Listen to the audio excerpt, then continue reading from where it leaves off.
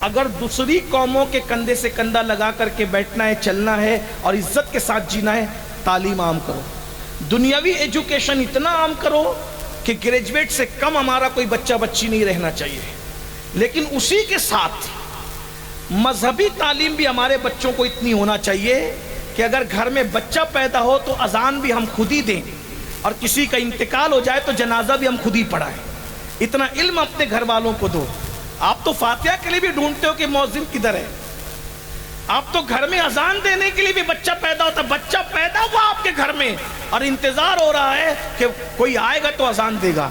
اقبال نے کہا تھا، دی اذانیں کبھی یورپ کے کلیساؤں میں اور افریقہ کے تپتے ہوئے صحراؤں میں، دشت تو دشت ہے دریا بھی نہ چھوڑے ہم نے، بحر ظلمات میں دوڑا دیے گھوڑے ہم نے۔ انہوں نے جو وہ افریقہ کے صحراؤں میں اور انہوں نے جو اللہ اکبر جو وہ کلیساؤں میں اذان پڑھی تھی، ارے وہ کلیساؤں میں اذان پڑھنے والے تھے وہ جوان، اور تجھے کیا ہو گیا؟ تو اپنے بیٹے کے کان میں اذان پڑھنے کے قابل نہ رہا، اپنے بچے کے کان میں اذان پڑھنے کے قابل نہ رہا۔ مسلمان تو کدھر ہے؟ تیری بربادی کے لیے اتنا کافی نہیں کہ تو اپنے بچے کان میں اذان نہیں پڑھ سکتا۔ ارے بچے کان میں تو دور کی بات، شادی اور نکاح ہوتی ہے، شادی ہوتی ہے اور نکاح ہوتا ہے۔ تو میں نکاح پڑھانے جاتا ہوں، میں کبھی دولہے کے ہاتھ میں مائک نہیں دیتا، میں اپنی ہاتھ میں لے کے اس کو کلمہ پڑھاتا ہوں تاکہ دولہے کی آواز دور تک نہ جائے، کیوں پتہ ہے کلمہ پڑھاؤ تو اس کو کلمہ پڑھنا بھی نہیں آتا۔ تو مجھے احساس ہوتا ہے یا اللہ، یہ خوشی کے ماحول میں میرے پڑھانے پر بھی کلمہ نہیں پڑھ پا رہا ہے، تو جو شادی کے موقع پہ قاضی کے پڑھانے سے کلمہ نہ پڑھ سکے، اس کی موت کے موقع پہ اس کی زبان پہ کیا کلمہ آئے گا؟ اور یہ کیا کلمہ پڑھے گا مرد جو شادی کی خوشی میں قاضی کے پڑھانے پہ صحیح کلمہ نہیں پڑھ سکتا، وہ موت کے اضطراب میں کیا کلمہ پڑھ سکے گا؟ اس کا فکر کون کرے گا؟ تمہیں کرنا ہوگا۔ یہ جلسے ہنسانے کے لیے نہیں، یہ جلسے رلانے کے لیے، یہ جلسے تمہیں خوش فہمی میں مبتلا کرنے کے لیے نہیں، یہ جلسے تمہیں بیدار کرنے کے لیے، احتساب کے لیے ہے۔ آج وہ انگریزی تعلیم بھی عام ہو، لیکن انگریزی تعلیم اپنی تہذیب کے سانچے میں ڈھال کر کے حاصل کرو۔ ہمارے مہاریرا کے سرکاروں نے، مرشدوں نے اعلان کیا، آدھی روٹی کھانا پڑے تو آدھی روٹی کھاؤ، مگر اپنے بچوں کو پڑھاؤ۔ یہ کہتے ہو کہ تعلیم بہت مہنگی ہو گئی اس لیے نہیں پڑھا رہے ہیں، تو کیوں بھائی؟ جب وہ ریچارج مہنگا نہیں ہوا، شکر مہنگی نہیں ہوئی، دال مہنگی نہیں ہوئی، جوتے مہنگے نہیں ہوئے، موبائل مہنگا نہیں ہوا، گھر کا کرایہ مہنگا نہیں ہوا، سلنڈر مہنگا نہیں ہوا، راکل مہنگا نہیں، ارے سب تو مہنگا ہوا۔ تم نے کون سی چیز خریدنا چھوڑ دی؟ کپڑے مہنگے ہونے پہ کپڑے بنانا چھوڑ دیے، جوتے مہنگے ہونے پہ جوتے خریدنا چھوڑ دیا، ریچارج مہنگا ہونے پر تم نے موبائل میں ریچارج کرنا چھوڑ دیا۔ سب مہنگا جب اس کا مقابلہ کر رہے ہو تو تعلیم مہنگی ہوگی تو کون سی بڑی بات ہو گئی؟ جب ہر مہنگی چیز سے مقابلہ کر رہے ہو تو تعلیم مہنگی ہوگی تو بھی اپنے بچوں کو پڑھاؤ۔ 2 روٹی کی بجائے 1 روٹی کھاؤ، 12 گھنٹے محنت کرو، 8 گھنٹے کی بجائے 12 گھنٹے، 12 کی بجائے 14 16 گھنٹے محنت کرو۔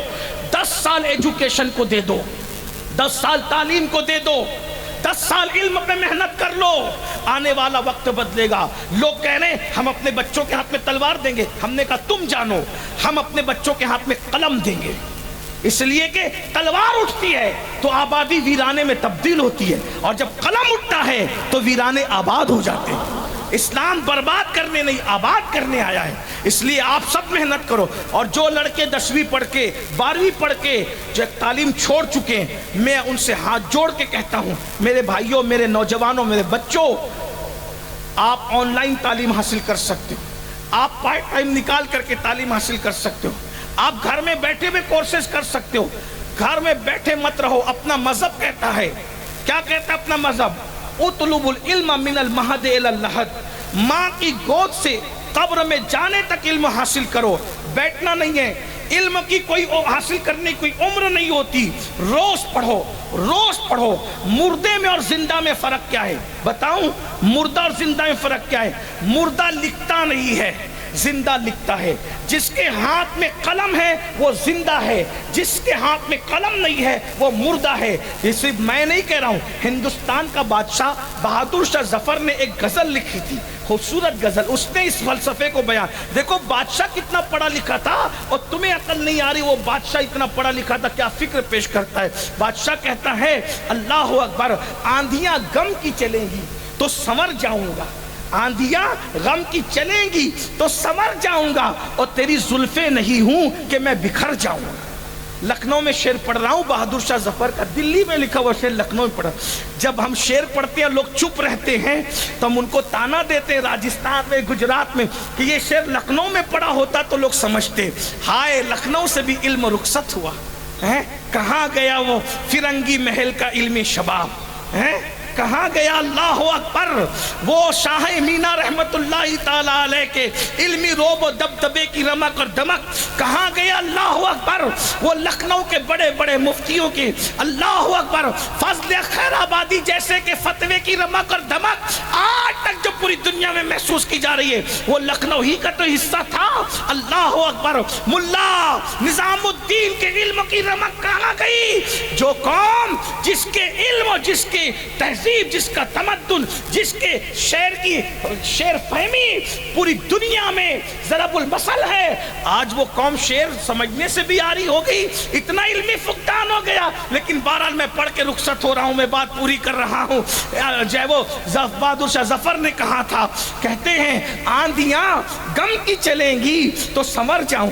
دیکھو آندھی چلنے پہ لوگ بکھرتے ہیں، بہادر شاہ ظفر کی فکر دیکھو، کہتا ہے کہ جب آندھیاں غم کی چلتی ہے تو مومن نہیں بکھرتا، کسی کی زلفیں بکھر جاتی ہے، مومن نہیں بکھرتا۔ مومن تو سنورنے کے لیے کہتے ہیں آندھیاں غم کی چلیں گی تو سنور جاؤں گا، تیری زلفیں نہیں ہوں کہ میں بکھر جاؤں گا۔ اور کہتے ہیں مجھ کو سولی پہ چڑھانے کی ضرورت کیا ہے؟ بہادر شاہ ظفر کہہ رہے ہیں مجھ کو سولی پہ چڑھانے کی ضرورت کیا ہے؟ میرے ہاتھوں سے قلم چھین لو مر جاؤں گا، میرے ہاتھوں سے قلم چھین لو۔ پتہ چلا موبائل لے کے جینے والوں، موبائل میں زندگی نہیں ہے، زندگی تو قلم میں ہے، زندگی تو کتاب میں ہے، زندگی تو ایجوکیشن میں ہے۔ اٹھو، ایک حوصلے کے ساتھ اٹھو، خود بھی پڑھو، بچوں کو بھی پڑھاؤ۔ کم سے کم گریجویٹ ہونا چاہیے ہر بچہ بچی، اور علم دین اتنا ہو کہ قربانی کے موقع پہ مولانا مت ڈھونڈو، تمہارے جانور قربانی کے اپنے ہاتھ سے ذبح کر سکو۔ میرے بھائیوں تو کہا تھا، آگے پھر سن لیجئے، اچھا کلام ہے، یاد آ گئی بہادر شاہ ظفر کی تو کہہ رہا ہوں، مجھ کو سولی پہ چڑھانے کی ضرورت کیا ہے؟ میرے ہاتھوں سے قلم چھین لو مر جاؤں گا، تجھ سے بچھڑا تو یہ نہ پوچھ کدھر جاؤں گا، تجھ سے بچھڑا تو یہ نہ پوچھ کدھر جاؤں گا، اور میں تو دریا ہوں سمندر میں اتر جاؤں گا، اور میں ظفر ہوں مجھے کوئی مٹا سکتا ہی نہیں، میں ظفر ہوں مجھے کوئی مٹا سکتا ہی نہیں، ارے میں تو شاعر ہوں کتابوں میں بکھر جاؤں گا۔ مولاي صل وسلم